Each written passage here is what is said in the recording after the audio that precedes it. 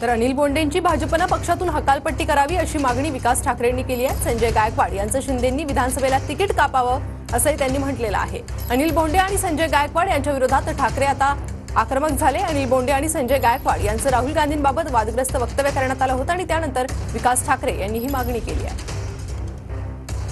शिवसेना शिंदे गटाचे आमदार संजय गायकवाड आणि भाजपचे खासदार अनिल बोंडे यांच्या विरोधात आज काँग्रेसचं तीव्र आंदोलन आहे। माझ्यासोबत नागपूर काँग्रेसचे अध्यक्ष आमदार विकास ठाकरे आहे। विकास भाऊ, काय सांगणार? मला असं वाटतं की गायकवाड जे बोलले, बोंडे जे बोलले, हे महाराष्ट्राच्या संस्कृतीला शोभणारं नाही आहे। अशा प्रकारे आम्ही जीभ कापू हे म्हणतात, जिभेला चटके द्या। काही हलवा आहे का कोणाची जीभ कापणं चटके देणं? एखाद्या सामान्य माणसाच्या जिभेला चटके दिले का यांनी कधी?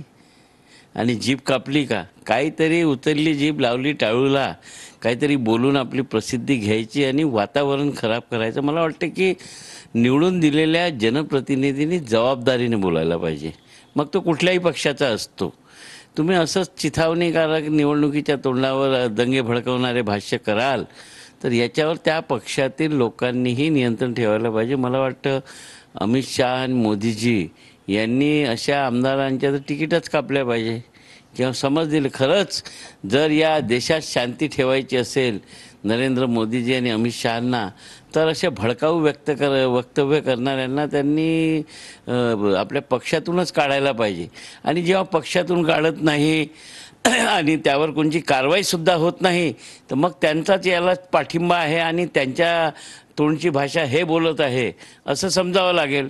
आणि म्हणून या कृतीचा निषेध म्हणून आजचं हे आंदोलन आहे। कॅमेरामॅन सचिन सॅमसह गजानन माटे, TV9 मराठी, नागपूर।